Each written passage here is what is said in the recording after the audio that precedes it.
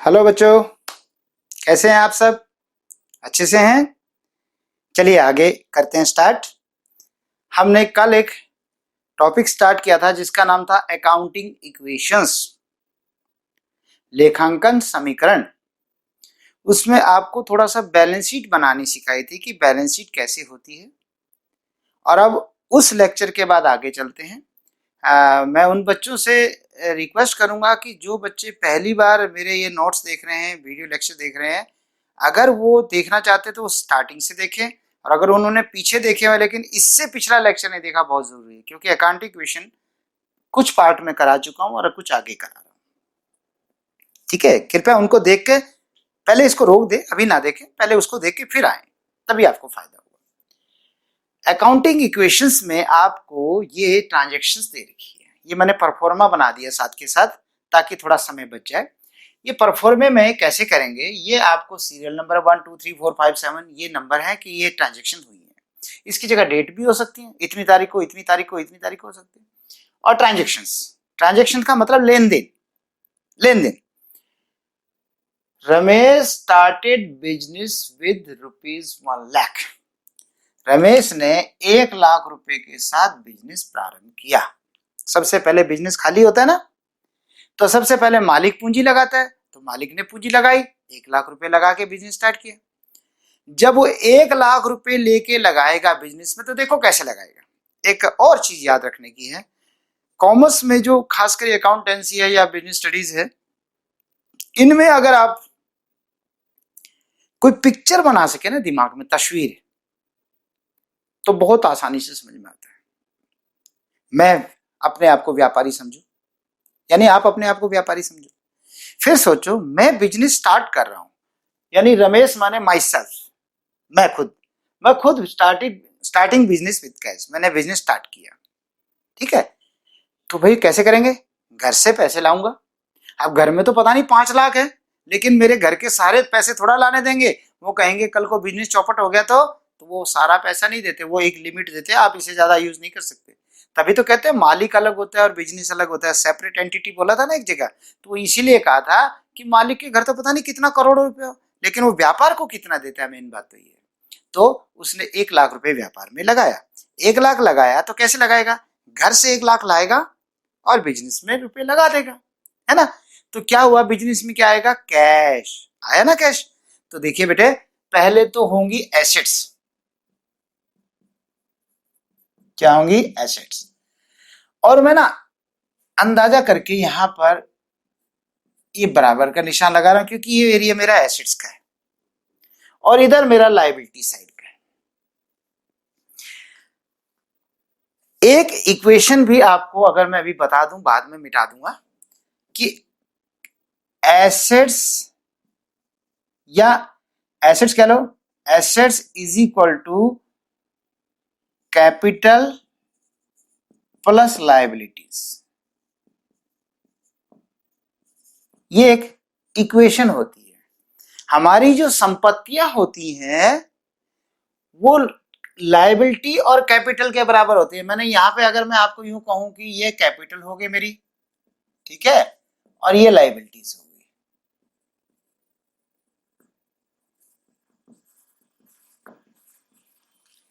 Liabilities, ये मेरी assets है, ये मेरी लायबिलिटीज है। मैं यहां पे बराबर का निशान लगा रहा हूं ताकि आपको ये लगे कि हाँ ये बिल्कुल अलग है। ये बराबर का निशान है, इससे उधर तो लायबिलिटीज है, लायबिलिटी प्लस कैपिटल है, इधर एसेट्स है। ठीक है, दोनों बराबर होती है, हमेशा ऐसे चलता है। देखिए, मालिक ने 1,00,000 रुपया व्यापार में लगाया, तो क्या लाया? जब 1,00,000 व्यापार में लगाओगे, आप लगाओ ना, तो क्या लाओगे? कैश। वैसे तो और चीज भी ला सकते हो, पहला क्वेश्चन सिंपल से शुरू करते हैं, कैश।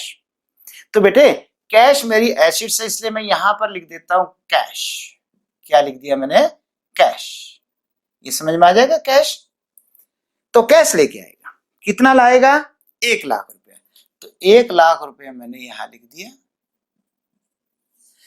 ये जो बाकी लिखा है ना, ये आपको एक एक करके लिखना है। मैंने थोड़ा समय बचाने की कोशिश करी, क्योंकि इसको मिटाने में और लिखने में बाद में दिक्कत आती है, इसलिए मैंने लिखा है। पर आप समझ लीजिए अभी कुछ नहीं है, ये कुछ मत देखो, ये है ही नहीं, समझ लीजिए। मैं एक एक पॉइंट खिलाऊंगा। पहला पॉइंट बस ये स्टार्ट किया हमने, ये वाला पॉइंट, बाकी तो कुछ है ही नहीं, आप अभी देखिए मत इनको कि Ramesh started business with cash. आपको क्वेश्चन में लिखा होगा, आपने उसको यहाँ पे लिख लेना कि ये क्या ट्रांजेक्शन हुई थी, क्या व्यवहार हुआ था। 1 लाख रुपए व्यापार, जब 1 लाख रुपया कैश लाया, ओके, तो 1 लाख रुपए को कहेंगे क्या, किस नाम से पुकारेंगे, तो उसका नाम है कैपिटल। वो 1 लाख रुपए किस नाम से लाया, कैपिटल के। तो बेटे इधर 1 लाख रुपए को कैपिटल को यहां कैपिटल कह दिया, तो यहां पर हो गया 1 लाख, या इसको लाइबिलिटीज लिख दो जिसमें कैपिटल लाइबिलिटीज लिख सकते हैं, 1 लाख रुपया, बस। ठीक है बेटा, क्या कर सकते हैं इसको, 1 लाख रुपया आपका, ओके। अच्छा जी, अभी तो मैंने बाकी चीजें तो मुझे पता ही नहीं है क्या होनी है, इसलिए मैं अभी छोड़ रहा हूं उसको, हालांकि मैं बाद में सारे खाने भर दूंगा। अब ये इक्वेशन क्या बनी, एक काम हुआ ना, बिजनेस स्टार्ट किया है कैसे, तो अब इक्वेशन क्या बनी, इक्वेशन ये बनी कि मेरा टोटल तो कैश कितना हो गया, 1 लाख, ओके, और मेरी कैपिटल कितनी हो गई, 1 लाख, और अगर दोनों साइड का जोड़ देखो तो बराबर आ रहा है। हाँ, तो यदि मैं इसे बैलेंस शीट में डालूं, अभी डाल देता हूं यहां पर, फिर बाद में मैं मिटा दूंगा। ये बैलेंस शीट बताई थी ना आपको, बैलेंस शीट में इधर एसेट्स होती हैं और इधर लायबिलिटीज होती हैं। अगर मैं एक इस इक्वेशन को देखूं बेटा, तो इस इक्वेशन के हिसाब से मेरे पास कैश तो कितना हो गया, कैश मेरी एसेट्स होती है, कैश हो गया 1 लाख, और दूसरी तरफ कैपिटल कितना हो गया, 1 लाख, कैपिटल मेरा लायबिलिटी साइड में होता है, तो कैपिटल 1 लाख। और अगर दोनों साइड का जोड़ करके देखो तो बराबर आ रहा है कि नहीं, 1 लाख रुपया, बताइए आ रहा है ना, तो ये ठीक है, ओके, ठीक है बेटे। अब ये इक्वेशन बन गई, अब हम यहां पर खड़े हैं बेटे, अब हम यहां खड़े हैं, ठीक है। अब इससे आगे चलेंगे, अब पॉइंट नंबर 2 को हाथ लगाऊंगा, अब आप दूसरा पढ़िए, बाकी नहीं पढ़ने, अभी बिल्कुल नहीं देखना, क्योंकि हम एक एक पॉइंट पे आएंगे। परचेज गुड्स फॉर कैश ₹50,000, आपने 50,000 रुपए का नगद माल खरीदा, क्यों खरीदा, बेचने के लिए, दुकान करेंगे, बिजनेस करेंगे तो खरीदना तो पड़ेगा, तो 50,000 का माल खरीदा। अब कहां से खरीदोगे, घर से फिर पैसे लाओगे, नहीं नहीं, पैसे तो आ गए घर से जितने आने थे, वो तो फिर कभी जरूरत पड़ेगी तब भलाई, अदरवाइज पैसे तो आ चुके हैं, कहा 1 लाख आ गया ना, वो कहा 1 लाख तिजोरी में रखा हुआ है।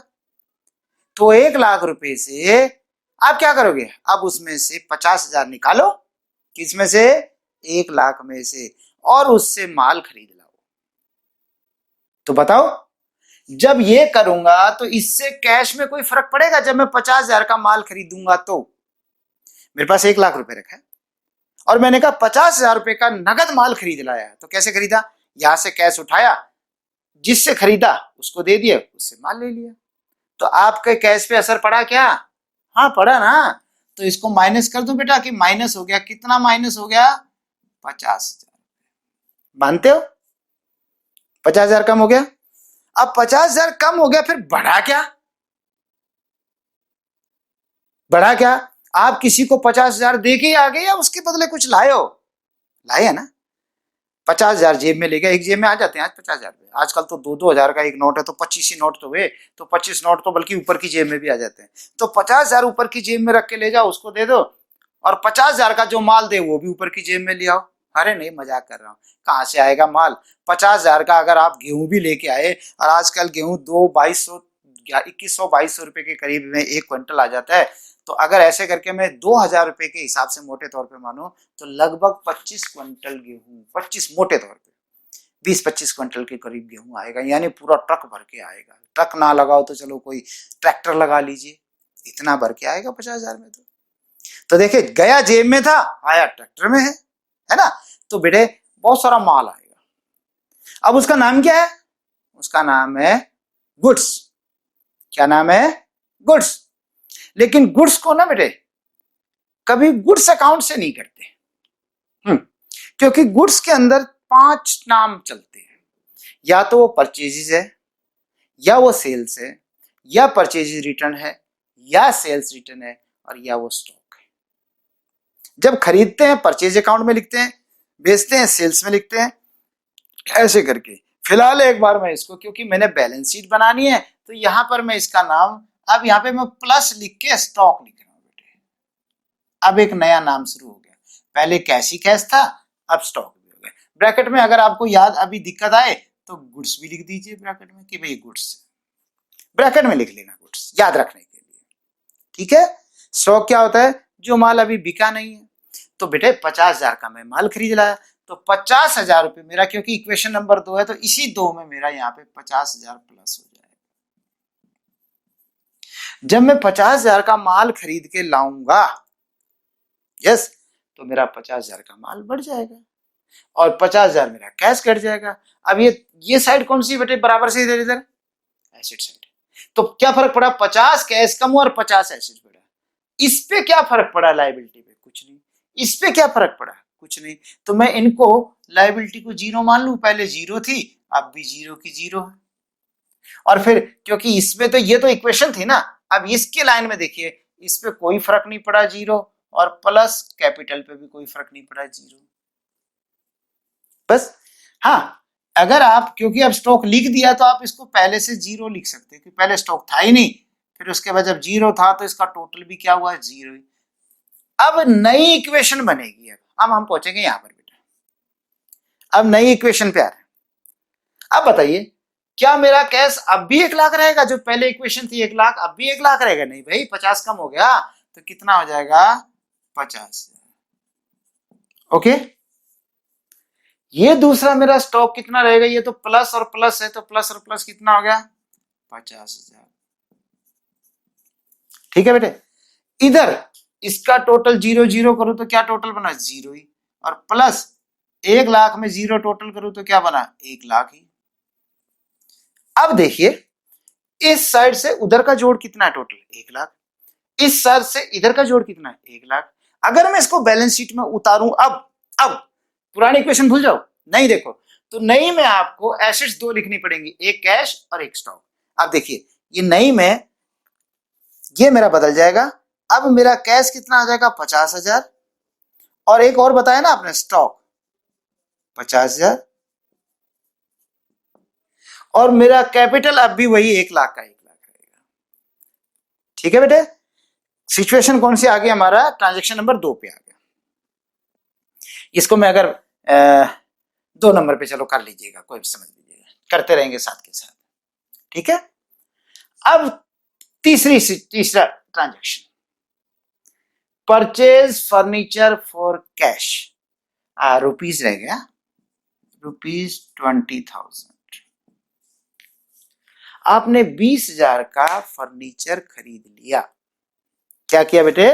20,000 का फर्नीचर खरीद लिया।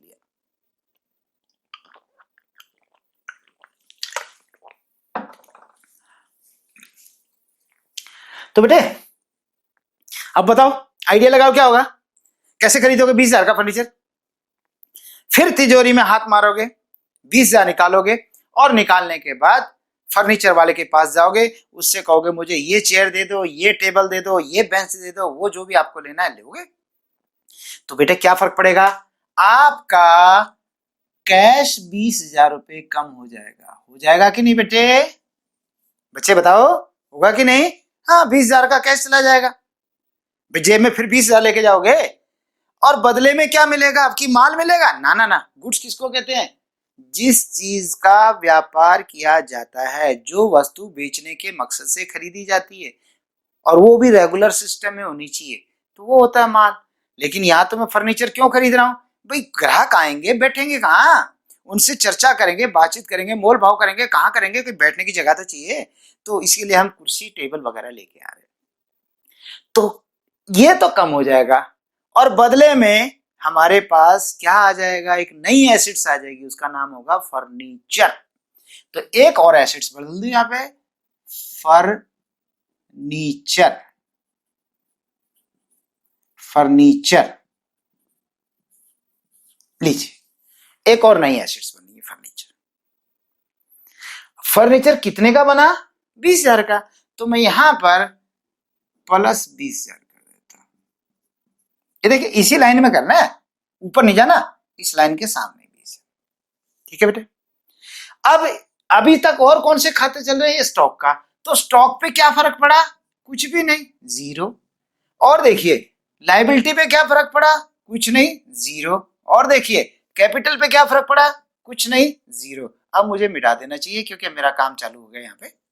ठीक है। और क्योंकि 20,000 ये पहली बार शुरू हुआ, उससे पहले तो था नहीं, तो भाई इसके सामने मैं प्लस 0 कर देता हूं, फिर यहाँ पे प्लस 0 कर देता हूं, फिर यहाँ पे प्लस 0 कर देता हूं, फिर टोटल प्लस प्लस प्लस 0 ही होगा। यहाँ तक पहुंच गया मैं, पीछे से खाने भर दिए बस 0 0 0 करके, पहले था ही नहीं। अब देखिए नई इक्वेशन क्या बनी अब, यानी पॉइंट नंबर 3 भी हो गया। अब नई इक्वेशन बताइए। अब पुरानी इक्वेशन भूल जाओ, नहीं देख नहीं बना कि जहां मेरे पास 50 कैश था, 20 कम हो गया, तो कैश कितना रह गया भाई? 30,000। कितना रहा बेटे? 30,000। उसके बाद मेरे पास स्टॉक कितना है? 50,000। उसके बाद फर्नीचर कितना है? 20,000। और उसके बाद इधर लाइबिलिटी कितनी है? 0। और कैपिटल कितनी है? 1,00,000। लो जी, अब भी कोई चेंज नहीं आया। अब चेंज करें, देखें टोटल करें, इधर का टोटल 1,00,000, इधर 30 और 50 80 और 20 1,00,000, ये बराबर आता रहेगा बेटे। तो देखें अब क्या फर्क पड़ा, इधर पहले मेरे पास 2 एसिड्स होती थी, अब तो 3 हो गई, 1 2 3, तो अब मुझे 3 करना पड़ेगा। कैश 30,000, यानी इसको कैश को करना पड़ेगा 30,000। उसके बाद स्टॉक 50,000 वही रहेगा, एक नया बन गया फर्नीचर। फर्नीचर फर्नीचर कितना बन गया बच्चे? 20,000। बोलो बेटे, आया समझ में? मैं बार बार आपको इक्वेशन करा रहा हूं, लेकिन एक बात बताऊं, आपको ये बार बार करना नहीं है। ओहो, बोझ कम हुआ कि नहीं? लेकिन जहां पे सवाल रोक दे बस यहीं पे अब करो, तो बस जो इक्वेशन नहीं बनी होगी उस इक्वेशन के आधार पे आप जवाब दे दो। पर मैं तो आपको बार बार एक एक पॉइंट से सिखा रहा हूं, ठीक है? अच्छा लगेगा, आपको समझ में भी आ रहा होगा। पॉइंट मेरा ये न्यू इक्वेशन तक हो गया। अब मेरा पॉइंट नंबर चला 4, इसको मैं अब टिक मारता हूं कि ये करने जा रहा हूं। Video goods for ₹10,000 for personal use. 10,000 का माल आप अपने घर ले गए। भाई घर वालों को राशन चाहिए था और अपनी ही दुकान थी और लॉकडाउन का पीरियड है, तो घर वालों को राशन चाहिए तो कहां से लाओगे? अपनी दुकान से। वो तो लॉकडाउन मैंने वैसे ही कह दिया, ना हो तब भी तो अपनी दुकान से लाएंगे, हम पड़ोसी से क्यों लाएंगे? और एक और सोच के देखो, आप गेहूं लाए थे 2,000 रुपए क्विंटल, यानी 100 किलो। ओके, आप किस भाव बेचोगे? मुझे पक्का पता, अगर 2,000 रुपए लाओगे तो आप उसे कम से कम 2,100 2,200 2,500 इस भाव में बेचोगे, यानी कुछ महंगा बेचोगे। पड़ोसी भी 2,000 रुपए लाया, आप भी 2,000 रुपए लाए, दोनों मंडी से लाए, आप महंगा बेचोगे कि नहीं? यस। वो महंगा बेचेगा कि नहीं? यस। अगर आप या आपका परिवार पड़ोसी से गेहूं लेने जाए तो महंगा बेचेगा कि नहीं? यस। लेकिन अगर आपको अपने घर लेके जाना हो तो अपनी दुकान से ही गेहूं लेके जाइए, तो आप 2,000 का गेहूं 2,000 में ही ले जाओगे घर। हाँ, घर में प्रॉफिट नहीं कमाते, बाहर कमाते हैं, घर पे नहीं कमाते, पर्सनल घर के लिए ले जाने पर। तो बेटे पॉइंट कहता है video goods for 10,000 for personal use, खुद के प्रयोग के लिए 10,000 का माल ले गए। अब देखो ले जाने को तो कैश भी ले जा सकता था, लेकिन यहाँ पे इसने इस वर्ड पे गौर करना, गुड्स लिखा है बेटे। Video goods of ₹10,000 for personal use, personal use के लिए घर ले गए। क्या ले गए? माल। यहाँ पे थोड़ा कान खोल कर सुनना है। सुनना तो खैर क्या है, आपको देखना भी पड़ेगा, या सुनना भी कह सकते हैं, बोलोगे तो सुनोगे भी या देखोगे, तो ध्यान से देखना है कि उसने क्या कहा है। कैश लेके गया है तो कैश जाएगा, गुड्स लेके गया है तो गुड्स जाएगा, है कि नहीं बच्चे?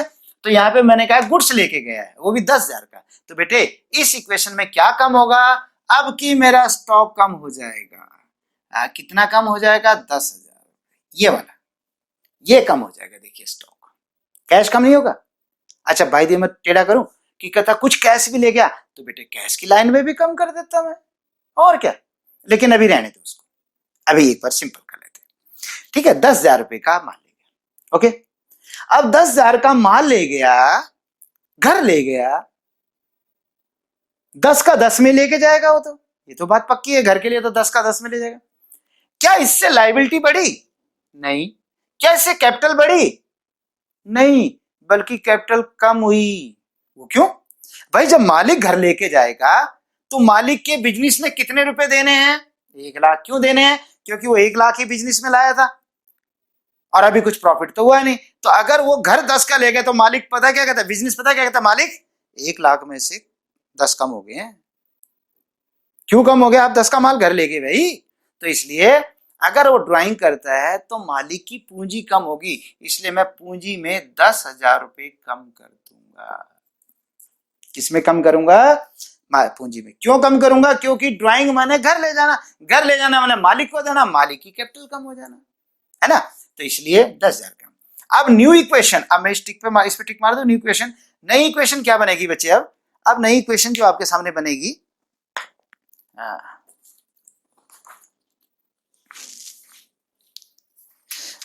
एक मिनट, नई जो इक्वेशन बनेगी बच्चे वो ये बनेगी, इसको तो क्या कहूं, 0 का 0 रखो। पेन नहीं चल रहा,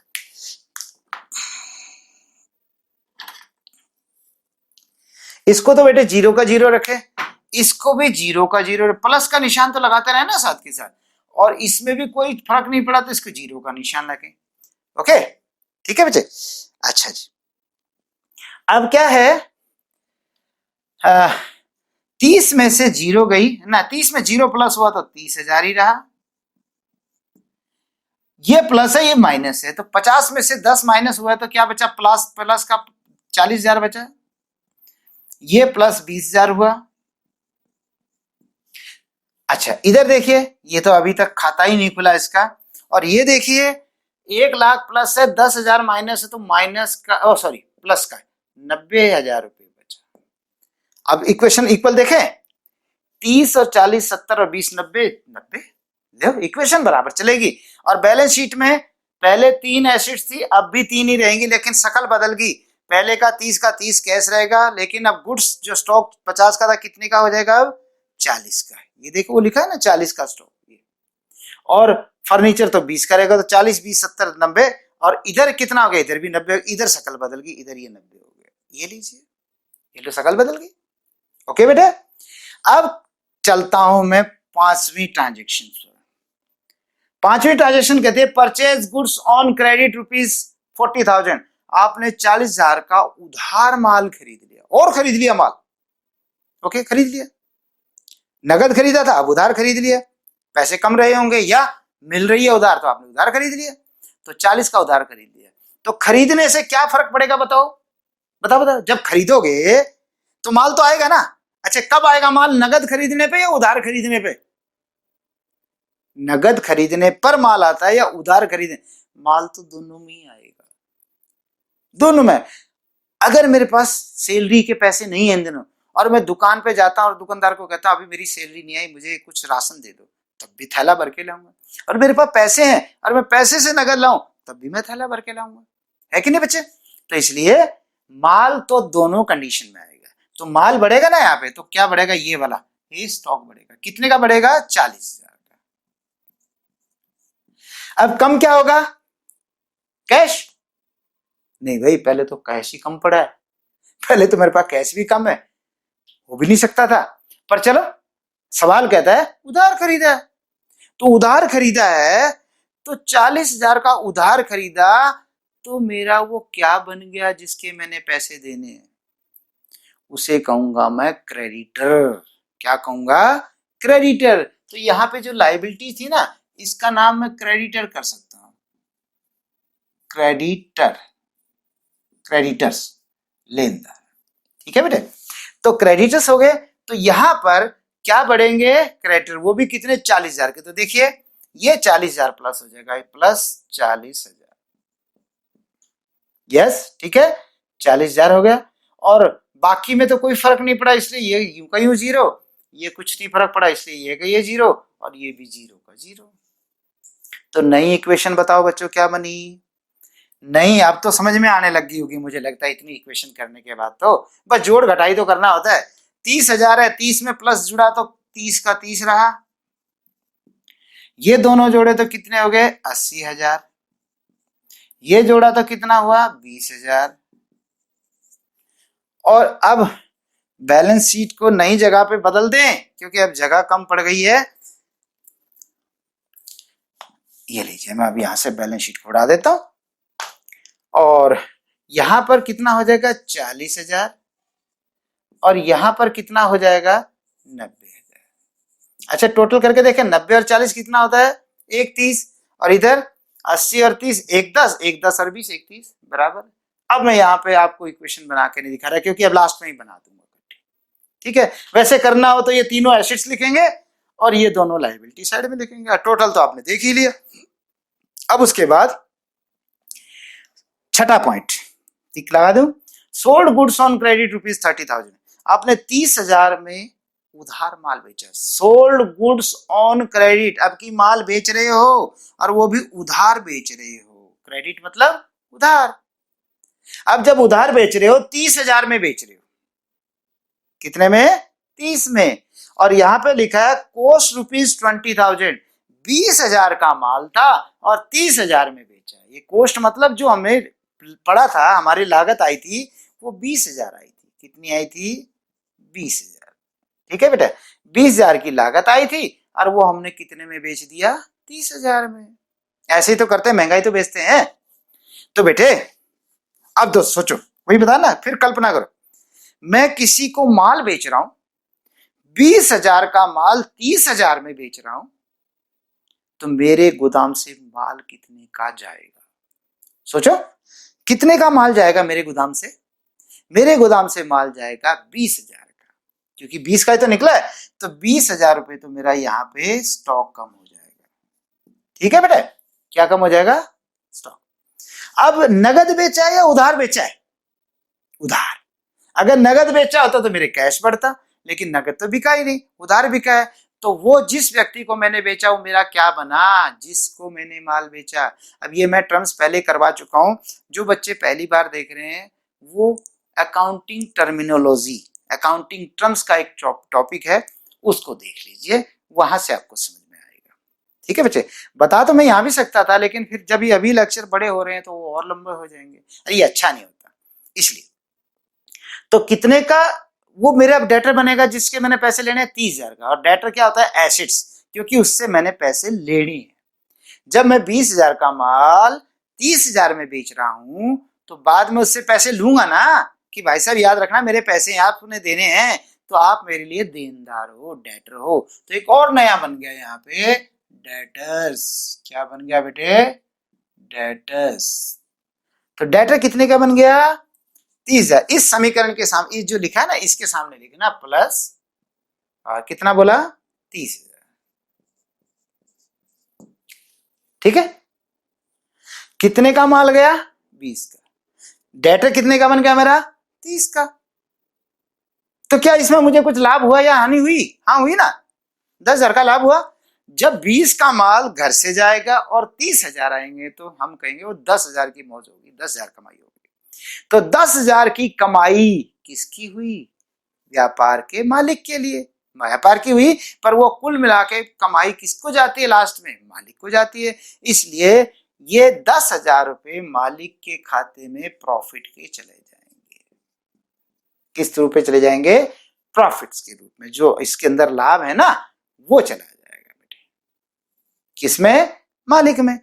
जब घर ड्राइंग करी थी तो मालिक की पूंजी कम कर दी, अब अगर प्रॉफिट हुआ तो मालिक को दे दिया। तो देखा, मालिक का तो हिसाब किताब ही अलग है। प्रॉफिट हुआ तो मालिक की कैपिटल में बढ़ा देते हैं, नुकसान हो गया तो मालिक की कैपिटल घटा देते हैं। ऐसे चलता रहता है सारा सिस्टम। तो बेटे ये हो गया। अब इस इक्वेशन से अगर मैं निकालूं तो इसको पहले पूरा करूं, ये कुछ नहीं था तो इसके आगे 0, ये कुछ नहीं था तो इसके आगे 0, ये कुछ नहीं था तो इसके आगे 0, है ना बेटे? ऐसे होगा। और क्योंकि ये इसका तो खाता ही अभी खुला है डेटर्स का, तो पीछे से कैसे करूं मैं इसको? पीछे से सब आगे 0, फिर ये 0 हो जाएगा, फिर ये भी 0 है, फिर ये भी 0 रहेगा, ये भी 0, इसका टोटल भी 0, फिर इसमें और 0 जुड़ा, फिर 0 हुआ, फिर इसमें 0 जुड़ा, फिर इसमें 0 हुआ। लेकिन अब की 0 नहीं भाई, अब की तो जुड़ेगा, अब की तो टोटल आएगा। अब देखिए नई इक्वेशन क्या बन जाएगी बच्चे? नई इक्वेशन बनेगी, ये तो 30,000 आएगा, है ना, और ये हो जाएगा 80 में से 20 गया, ये क्योंकि माइनस का है तो ये प्लस का 60 बचेगा। ओके, और ये प्लस का 20 बचेगा। ओके, और ये प्लस का 30 हो गया। और टोटल जो है, चलो टोटल भी आप दो दो निशान लगा लीजिए, एक ऊपर की लाइन के लिए एक नीचे की लाइन के लिए, ऐसे करके कर लीजिए, दो दो लाइन के लिए, एक ऊपर का एक नीचे का, एक ऊपर का एक नीचे का, ऐसे कर लीजिए, ये ठीक रहेगा क्योंकि इक्वेशन का इक्वेशन के हिसाब से हो जाएगा। और ये ठीक है बच्चे, ऐसे करिए। तो ये देखिए अब इसका टोटल कितना, ये 40 है और ये कितना है 90 और 10 1 लाख हो गया भाई, फिर से 1 लाख हो गया। इधर का टोटल करो तो 1,40,000 है, इधर का टोटल करे 30 और 60, 90 90 और 20 1 10, 1 10 और 30 1 40, दोनों तरफ 1 40 हो गया। अगर बैलेंस शीट बनाओ तो इन चारों नामों को डैशिट्स में लिख दो, इन दोनों को लायबिलिटीज में लिख दो। ठीक है, ऐसा नहीं बेटे कि इधर दो ही रहेंगी, दो की जगह 3 भी हो सकती है, 5 भी हो सकती है, कोई बात नहीं, जितनी होंगी। अब नई इक्वेशन के बाद अब ये नया ट्रांजेक्शन आ गई, सातवीं ट्रांजेक्शन, पेड रेंट 10,000, आपने किराया दिया, यानी आप बिल्डिंग किराए पे रखते थे, अब आप उसका किराया दे रहे हो, तो किराया दिया आपने 10,000। तो जब 10,000 किराया दोगे तो कैसे दोगे किराया, कैश दोगे ना, तो आपका कैश यहाँ पे 10,000 कम हो जाएगा। कैश कम होगा कि नहीं बेटा, 10,000। और क्योंकि क्या दिया है, किराया, किराया कोई संपत्ति नहीं, किराया है खर्चा, बिल्डिंग का खर्चा किया, किराया दिया। अब बेटे इनसे ना मालिक को नुकसान होगा, जब 10,000 रुपये किराया दोगे तो 10,000 मालिक का कम हुआ कि नहीं, तो 10,000 रुपये मालिक के उसमें कैपिटल में कम कर देंगे, यानी कोई प्रॉफिट हो मालिक को, नुकसान हो मालिक को। अब देखिए बाकी इक्वेशन में क्या रहेगा, बाकी पॉइंटों में क्या फर्क पड़ेगा, ये तो 0 रहेगा, प्लस 0 प्लस 0 और ये इज इक्वल टू 0। अब इसका नई इक्वेशन क्या बनेगी, 30 में से 10 गए 20,000, ये 60 का 60, ये 20 रहा, ये 30 रहा, ये 40 है, और ये 1 लाख में से 10 गया तो 90,000, 90 और 40 31, इधर का देखिए 20 और 60 80, 80 और 20 1 लाख, 1 लाख और 30 1 लाख। अगर मेरा क्वेश्चन और आगे चलना है तो ये लो इसके आगे पॉइंट नंबर 8 करके और लिख दीजिए जो भी है, 9 10 11 12 जितनी भी हो, और कभी तो इसका अंत होगा, होगा कि नहीं, खासकर बिजनेस में चाहे ना हो, आप तो करते ही हो, आपके लिए तो कहीं पे क्वेश्चन की हम लिमिट रखेंगे। तो जब ये मान लीजिए ये आखिरी लाइन है तो इसको न्यू इक्वेशन ना कह के इसको फाइनल इक्वेशन कह देते हैं, ये जी फाइनल इक्वेशन, न्यू की जगह क्या नाम रख दिया, फाइनल इक्वेशन। अब जब फाइनली हो गई है तो अब इसके नीचे तो बंद ही कर देता हूं फिर मैं, और इसके नीचे 2 लाइन लगा देते हैं इकट्ठी करके ना, नजदीक से ऐसे करके 2 लाइन, ओके, बस 2 लाइन का मतलब कट, खत्म। अब इसको मैं अगर बैलेंस शीट में बनाऊं तो कैसे करूं, बैलेंस शीट में बनाने के लिए मैं यहां पर आपको यहां मिटा देता हूं, ठीक है, ओके, इतनी जगह मिटा देते हैं इसको और यहां पे कर लेते हैं। लीजिए बैलेंस शीट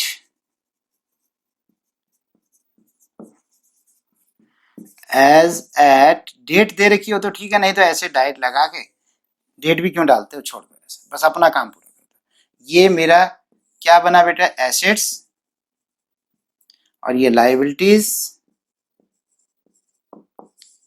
ये रुपीस रुपीस, ठीक है बेटे। अब इसमें एसेट साइड ये उतार दो, पहली एसेट्स क्या है, कैश, तो यहां लिखूंगा मैं कैश 20,000 रुपीज। दूसरी एसेट्स है स्टॉक 60,000 रुपये एसेट्स। तीसरी एसेट्स है मेरी फर्नीचर, फर्नीचर होगा 20,000। चौथी एसेट्स है मेरी डेटर्स,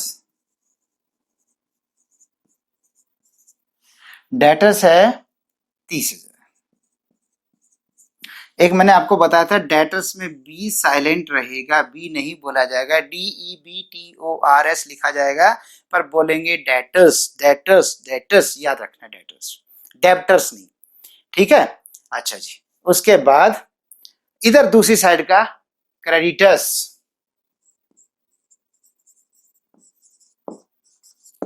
कितने के कैरेक्टर्स हैं? 40,000 के। और उसके बाद है कैपिटल, वो कितनी है? 90,000। अब दोनों साइड का जब टोटल करेंगे तो दोनों बराबर लाइन आनी चाहिए, नीचे 2 लाइन लगा देते हैं, 2 का मतलब कट, अब आगे रिलेशन नहीं रहा। इधर का टोटल करो, 20 और 60 80, 80 और 20 100 और 30 1,30,000। और ये भी 90 और 40 1,30,000। वो तो आपको पहले से ही पता रहा होगा कि सर ये तो बराबर ही आएगा। ये था बेटे आपका क्वेश्चन। अब बताइए कैसा लगा? ठीक है, उम्मीद करता हूं आपको ये अच्छे से समझ में आ गया होगा। इसको आप एक बार देख लीजिए। स्क्रीनशॉट लेना है तो आप स्क्रीनशॉट भी, अब तो खैर स्क्रीनशॉट नहीं लिया जा सकता क्योंकि मैंने मिटा दिया, लेकिन चलो जरूर ठीक है, आपके समझ में आ गया। इस तरीके से करना है। अब आप क्या करेंगे, कोई भी जो बुक है आपके पास, अकाउंटिंग इक्वेशंस के क्वेश्चन, पहले शुरू के क्वेश्चन सिंपल करो, और अगर उसमें उदाहरण है, पेंसिल ले लीजिए, पेंसिल, पहले उदाहरण को करने की कोशिश करो बुक में। जब आपको लगे हाँ अब मुझे ये क्लियर हो गया है सारा सिस्टम, फिर आप उसके अनसोल्व्ड क्वेश्चंस पीछे होंगे और उसने वो क्वेश्चंस कीजिए, तो आपकी अच्छे से तैयारी हो जाएगी। मेरी मजबूरी है, मुझे यहीं फिनिश करना है, लेकिन आपके लिए काफी काम है। इसको सुनना है, समझ में ना आए इसको रिपीट करना है, जहां से समझ में आए वहां से रिपीट करना है। और एक बात तो बोली है, दौड़ना नहीं, छोड़ना नहीं, भागना नहीं जल्दी जल्दी, और बीच में स्किप करके नहीं चलना है, वरना कुछ भी समझ में नहीं आएगा। ओके, जैसे मैंने आज एक बात कही है कि बेटे जिनको डेटर्स का नहीं पता, क्रेडिटर का नहीं पता, वो कृपया पिछला देखे लेक्चर, तो वही मैं कहूंगा। फिर कहेंगे सर क्या कह रहे हो पीछे का, तो पीछे का जो देख के नहीं आए तो उसी को तो दिक्कत आएगी ना। ओके बेटे, बाय बाय, फिर मिलते हैं।